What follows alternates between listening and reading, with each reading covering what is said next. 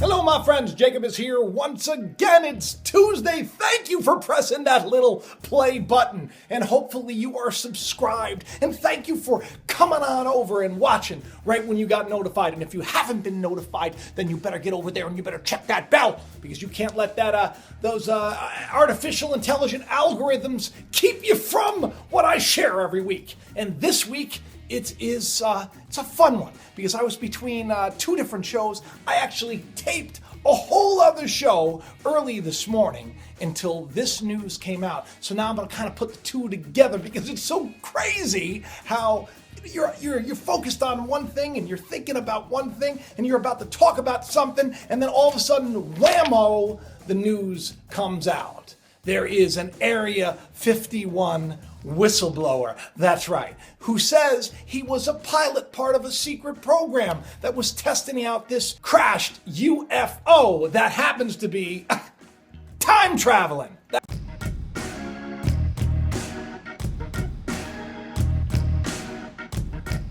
That's right. Maybe it is bending space-time, and maybe it's not an alien at all. Maybe it's a future version of us. It's ironic that I say that, because for the last couple of days, because we've had like the snowpocalypse here, we've had the that bomb cyclone that came and hit Long Island, and thankfully we're okay. We just had to shovel a lot and have a lot of hot cocoa. We had 2 awesome days with the family, which is why I didn't get that show out on Friday to you. Sorry about that, but I got another one in the works. Gonna be really excited about it. But anyway, after we shoveled ourselves out, me and the Dan would go upstairs and we would play some Netflix, you know?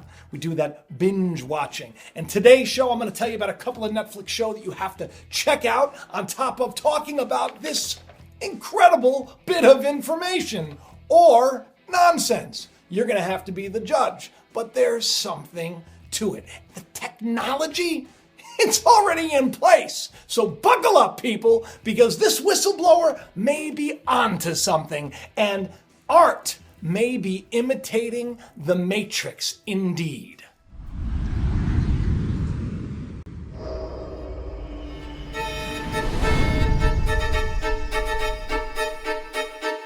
Okay, so this morning early, after I got little Ethan on the bus, I came on over and I did my show. And what was my show about? It was about a really cool series that I've been watching on Netflix, Travelers.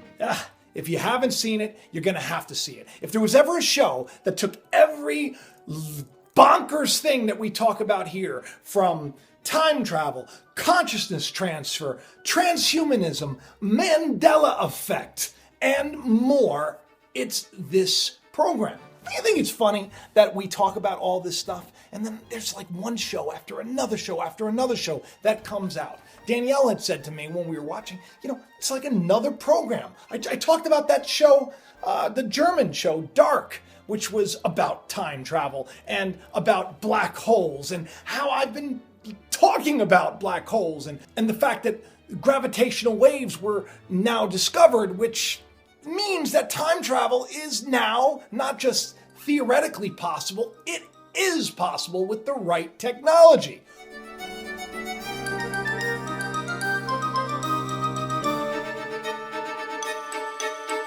Who's to say that these alien crafts that we keep hearing about, you know, all the big disclosures that are going on, all this stuff, if you haven't seen anything about it, I'm sure you have. Just watch some of the videos that I've done on this stuff already.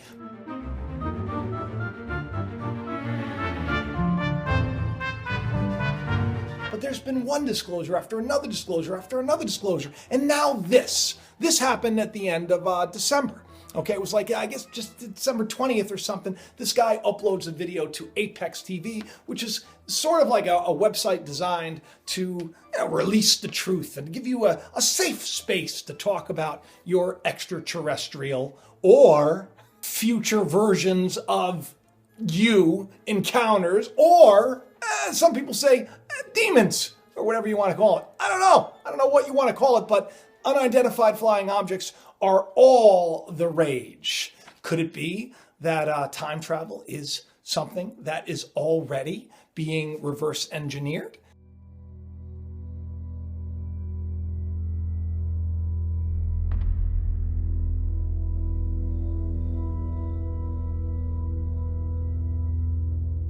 Is it risky for you to say, in public that you believe in UFOs and aliens? I don't care. You don't worry that some people will say, did you hear that guy? He sounds like he's crazy. I don't care. Why not? It's not going to make a difference. It's not going to change reality of what I know. Do you imagine that in our space travels we will encounter other forms of intelligent life? You don't have to go anywhere. You can find it here. Yeah. Where exactly? It's just like right under people's noses. Oh my gosh. Wow. Is that why we see shows like Travelers on Netflix right now? Dark on Netflix right now? Is there a bridge into all their dimensions? Is that why Stranger Things is like the show to watch? Or Mr. Robot, which talks about the New World Order and other dimensions and all this stuff? All of this stuff that we talk about, all this stuff that you can barely wrap your mind around because just the physics of it, it's bonkers. Because it all boils down to the fact that, hey, if you can imagine something crazy, it's going to happen. Now, this Travelers show, if you watch it, basically, it's about a future quantum AI computer called the Director.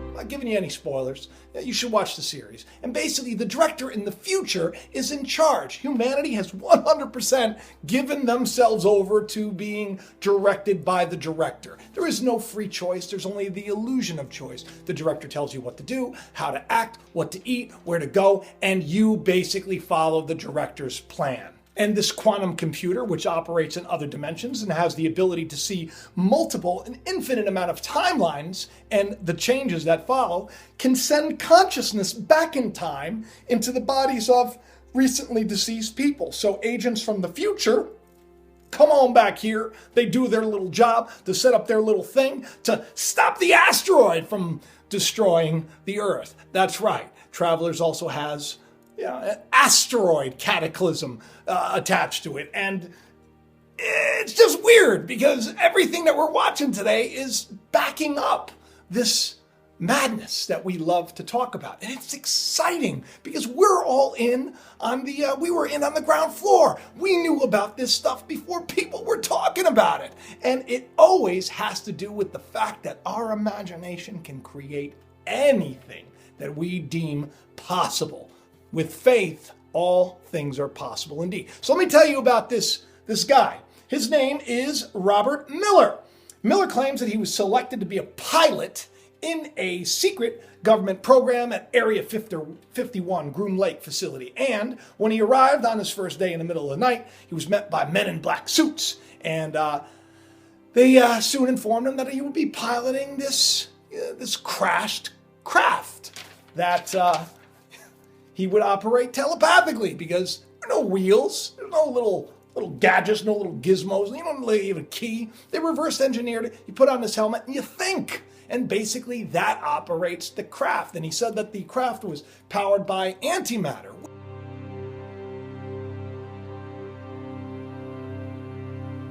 You watch this guy, you got this goofy background, you think, oh my goodness, if you're legit, can't you just go in a chair somewhere in your house, hold up a cell phone and talk into it? Does it have to be with the weird, spacey background? Because that just pulls from your credibility, man. Long story short, I guess this guy's father was attached to Area 51, so he grew up around there and he became part of it. And he, on the record, he isn't anywhere to be found. So I tried tracking it down. But secret program stuff, it's all classified. So let me read some of the things that he said in his video. I do remember they brought me inside the craft and up to the pilot seat. I'm going to actually try to do this in a voice that makes it very exciting. There was only room for one person in the giant craft. I looked around the cockpit and I only saw a seat, a single seat, no joystick, no steering wheel, no other controls. There was, however, a helmet. They told me to put the helmet on and control it telepathically, and so I did. I was told to imagine the craft start to float off the ground. At first, it didn't work. Instead, I had to imagine that I was the craft. And as soon as I did that, I began thinking of myself floating off the ground, and I felt the vibrations. I was 500 feet off the ground, then the vibrations of the engine stopped. There was no ejection of the craft. I felt helpless. I plunged towards the ground. I went unconscious. The next thing I knew, I was in the hospital, and a man in a black suit came in and explained what had happened. He said right before the craft hit the ground, it just disappeared. Then it appeared again. And they deduced, because it appeared at a different time, that the craft was traveling in time. And so they've been trying to reverse engineer it ever since. So is that true? Is this man reliable? Is this what's going on today? Is this why the Coca-Cola logo is not the way we remember it? And all of the Mandela effects attached to it? Is this the reason that all of that stuff? Is this the reason that all the things that we remember are now different? Is this the reason that people like myself have witnessed things change and then change back, like Apollo 13 line?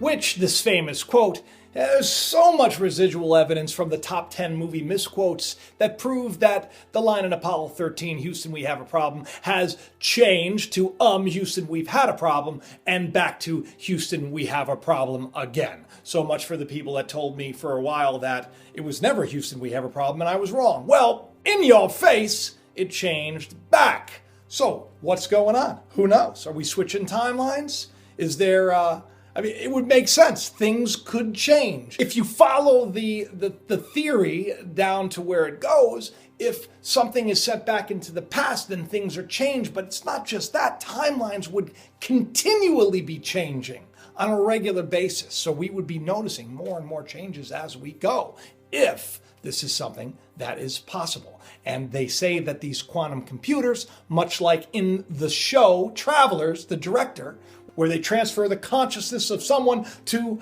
in the future to the past, it's possible. They say that these computers operate in other dimensions. The fourth dimension, they say, is time. Now that we've detected gravitational waves, if you don't know what I'm talking about, watch my show on the Big Bounce theory. Gravitational waves, the fact that we've calculated them now, it means that it is possible, 100% possible, but is it already happening? And if it is, what does that mean for all of us? This is the cool part, though. Even though things are changing in this matrix of a world, whether it's real or simulation or not, it doesn't matter in the grand scheme of things. We exist, and our belief changes the world outside of us. How many times do I tell you? Your thoughts create. Watch Truth Streams Media video that they just did on the rice experiment, which is amazing, where you 3 separate things of rice, you focus your negative attention on one, it turns all moldy, and you ignore another, it gets all nasty. But if you show it love, it thrives. Life always thrives.